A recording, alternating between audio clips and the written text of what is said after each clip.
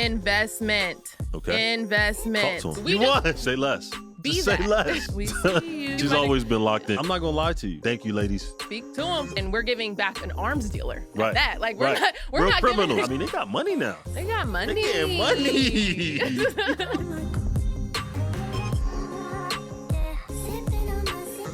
Welcome in, everyone. I am Lauren, your favorite dog mom on the television screen.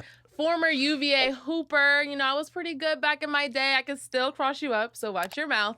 And all academic, because your girl is smart. Your girl's smart. And this is my big bro. Yeah, talk your talk, sis. It's your boy Dezman Moses, former Kansas City Chief, Green Bay Packer. I went to Iowa. I went to Tulane, but we always repping Jersey. Jersey representative. You know how we do. We got to put the threads on. Got to look good, Lauren. No. What do the fans have to look forward to? Let's talk about that. Woo! This is a new show, new setup. Give them what they can expect. That is a loaded question, Des. But today we're talking Bron. We're talking Brittney Griner over in Russia. We're talking what we putting into our bodies. I mean, we talked about we look good, right? Yeah. We look good. We feel good. But what's inside, you know? Yeah.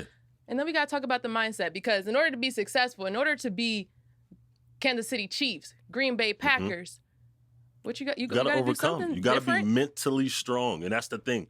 What do we do? What are some techniques that athletes, from pro athletes down to the amateurs, what do they do that help them get into the right mindset to perform at their peak? Yeah. That's what we're going to talk about. But let's get started. Let's get right into it, Lo. What we got?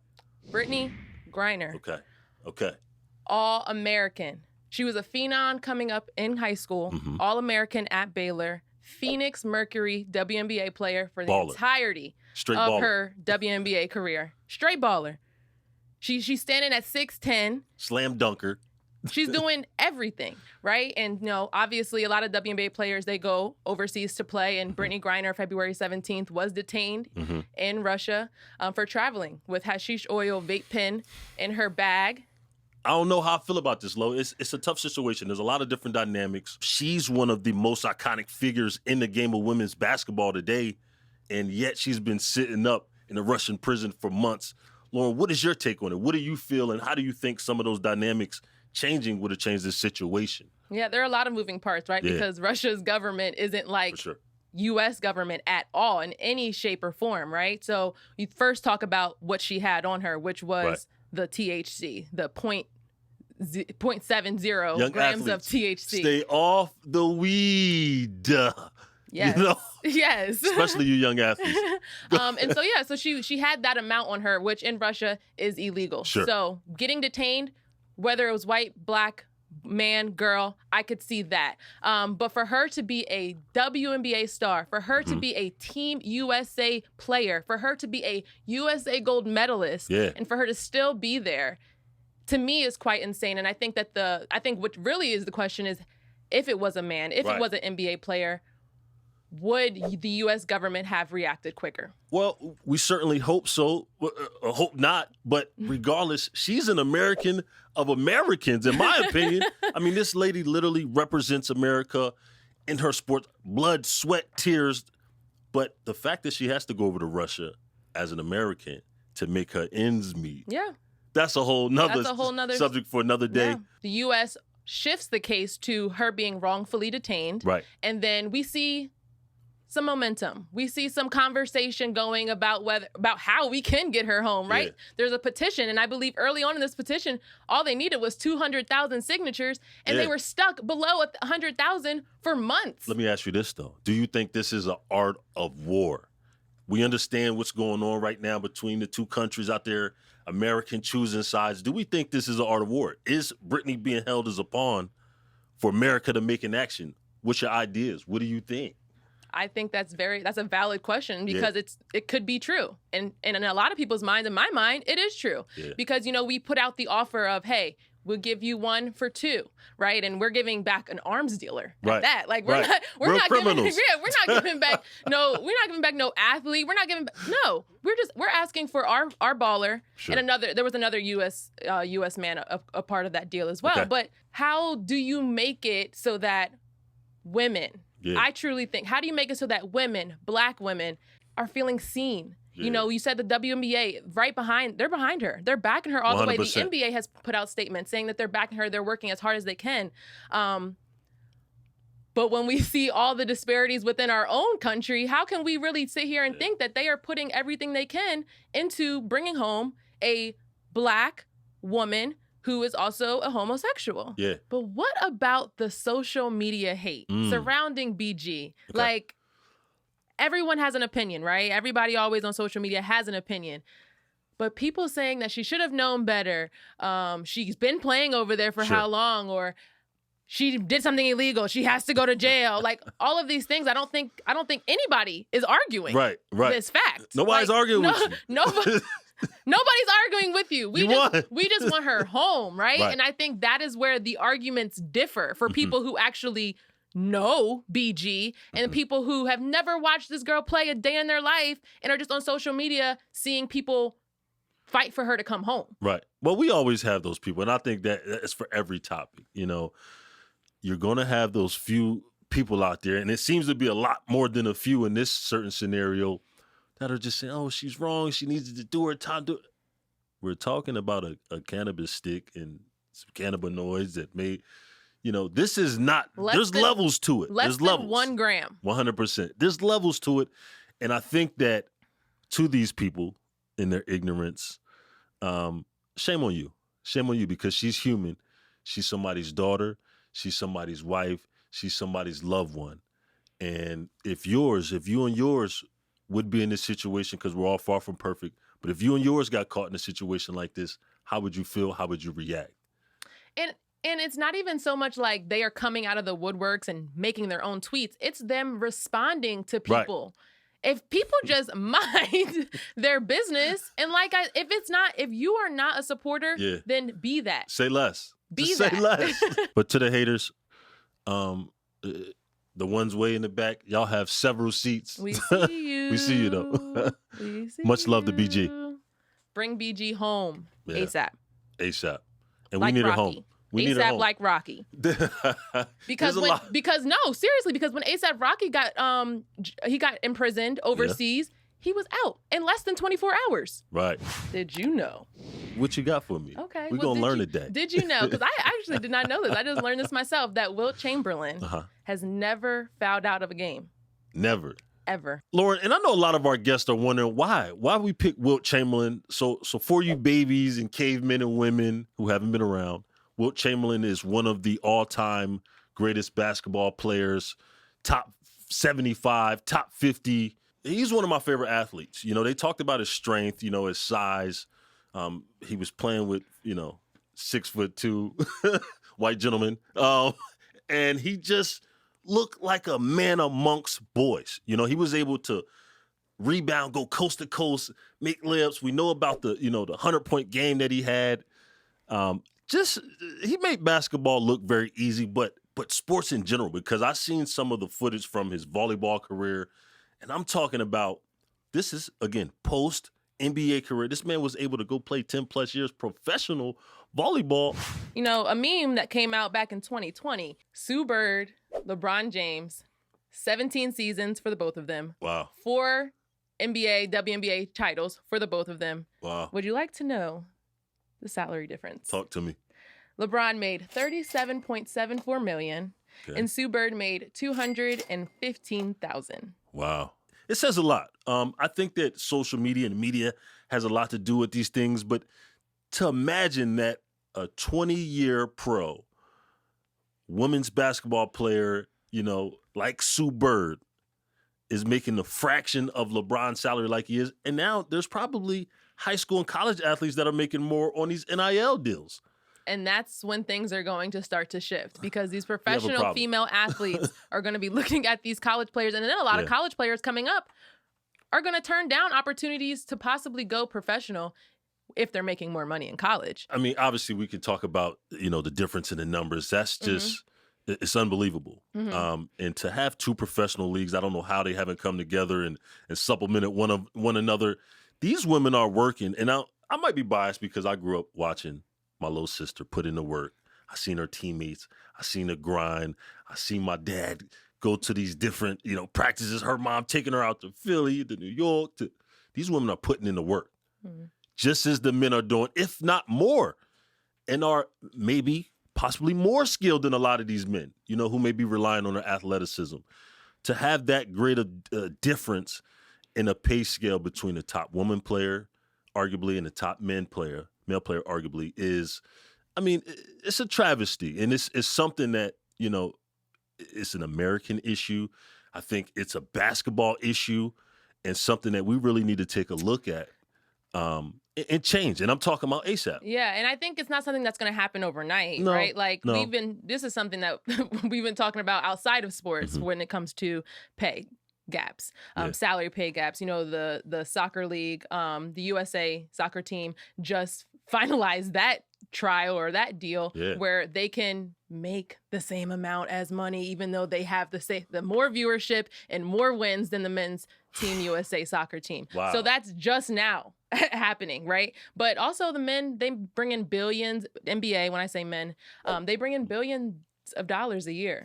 Women, 100 million maybe a year, and so it's not going to happen overnight. But I think how it will happen faster if we have more than 12 teams on a WNBA. Well, let me ask you this, Lauren. How can we, as a female athlete, investment? Okay, investment. Talk to 'em. Investment. You have Tell them more. You have to put your money where your mouth is. There are so many people who say, "Oh, I'll go to a game," or "Oh, can you give me a ticket?" Right. No. Get yourself a ticket. Like, you buy a ticket. Support. No, seriously, buy a ticket, buy the shirt, buy the jerseys. Like, there's just, I think, a lot of talk, especially social media. Everyone wants to hop on a train, right? And so we want to say that we want women's sports to do better. We want to say that we want to see them get the same rights. Their CBA recently changed where women can get paid while they're on maternity leave. Like, that should not have taken so long. I'm gonna tell you straight up, growing up, WNBA was never a goal of mine. Right. I remember I talked to Coach Oriema over the phone when I was getting recruited as a high school player, and he asked me what my goal was. And I think I said, like, to be a sports psychologist or something like that. Like, whatever I could use. She's always been locked in, y'all. Like, to use my degree for, right? And it was just like a pause. And he was just like, "Oh, okay." A lot of our girls, they want to be WNBA players. I'm like, okay.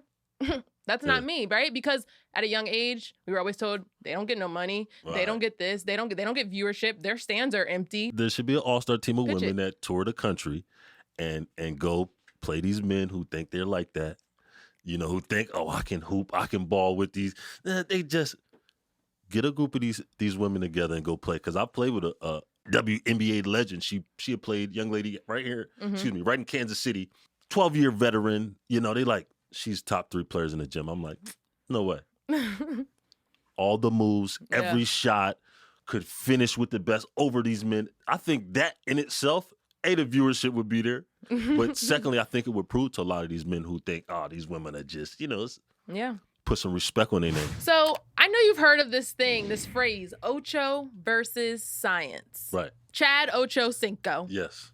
The former Cincinnati Bengal, New England Patriot, was known for his fast feet, one of the top athletes, top receivers. Quick feet. In the 2000s, late 2000s, one of my favorite players, a true character. Man changed his legal name. Let's back up. Chad Johnson was his legal name.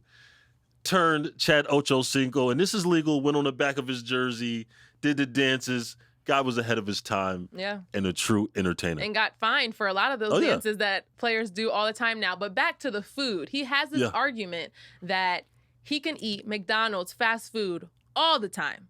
Anytime before he goes to work out, before he plays a game, anything like that, versus someone who is on a diet. So there's a backstory. He actually owns a McDonald's. So his goal was, I guess, to encourage athletes or just show that he could do it his way. And this is true. Pre and post workout, this man eats McDonald's, y'all. And I'm talking Big Macs, double cheeseburgers, and he's still fit, 6-pack. He's the outlier. Yeah, I was gonna say, not everybody can do that. Not everybody can do that. It's very much his body type that 100% makes him capable to be able to perform at that level. Yeah. And he also puts in the work, right? Like, it's not like he's just eating all these things and he just shows up to practice. Like, no, he's doing all these things, or he was, I should say, doing all of these things prior to game time, practice time. It's habits. I think it's something he'll have to change as he gets older. But there's other athletes. DK Metcalf just came out recently. This man says he only eats candy for breakfast. Another NFL player. Yeah. 6'4", 230-pound receiver with special gifts. One of the fastest men in NFL, ran 23 miles per hour, and he's eating candy. These are the type of things that affect kids in the wrong way. But when you were coming up, the training table, what was that? What did that look like for you? Oh, I mean, it was basic. And again, I went to Iowa, so you got to think everything started with corn in Iowa. Oh gosh. My friends at the crib, they're like, "Hey, bro, are you seeing? Is it just corn on the cob? What are you seeing?" I'm like, "I'm in the city, man." But the food, it started with corn. Yeah. Corn on the cob, corn in the mixture, cheese corn. But it's not what it is now, Lauren. I'll tell you that much. Mm-hmm. Nowadays, these young athletes, they're getting the best of the best. They're eating steaks. They're eating 5-course meals. I mean, they got money now. They got money. They're getting money. Yeah, I just think that the options were very limited. They had the chicken, right? They had that one chicken breast. They had the pasta with 2 sauces. You only get 2. The white, you get marinara or you get...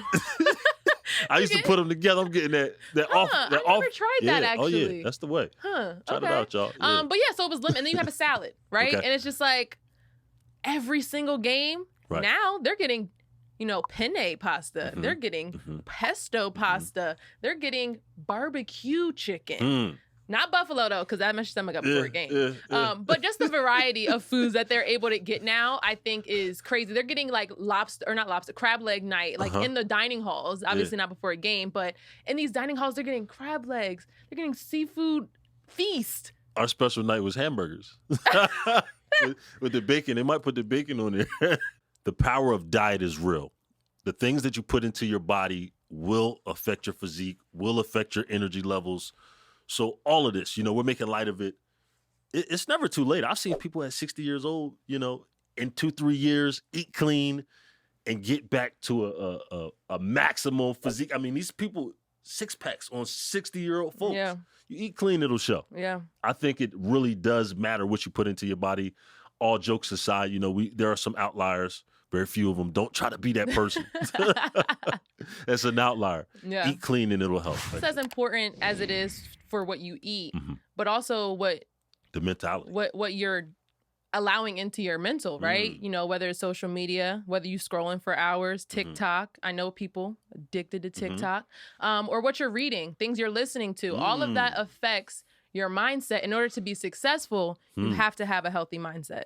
I like it. I love it. I mean, that's part of what you're putting into your body, how you're fueling your body is mentally. Yeah. And I think right now is a great time to talk about this, Lo, because of all the distractions, all of the things that your body ingests, whether it's musically, spiritually, food-wise. Mm-hmm. All of these things can affect you in how you perform. Yeah. Talk about some of the things, some of the methods that you used as an athlete to stay primed up, to stay locked in, because I know it can be difficult, especially as a collegiate athlete, balancing school, social, and your athletics and trying to play at a really high level. What are some techniques that you use? I think early on, I just used hanging out with my teammates as an outlet. Okay. Like, I was just like, because when we're together, we're not talking ball. We're talking about all these other things, whether it's, complaining, whether it's things that we relate on. And so I used my friendships very early on in college to, help me get out of whatever funk I might have been feeling. They were very much a distraction.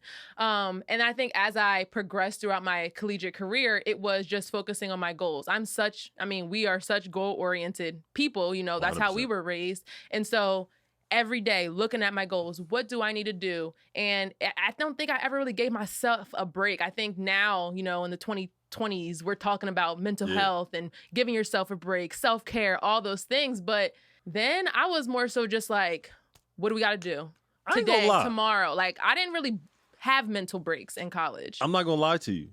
You said it was your friends. It was the ladies for me. Thank you, ladies. Speak to them. I appreciate y'all's support.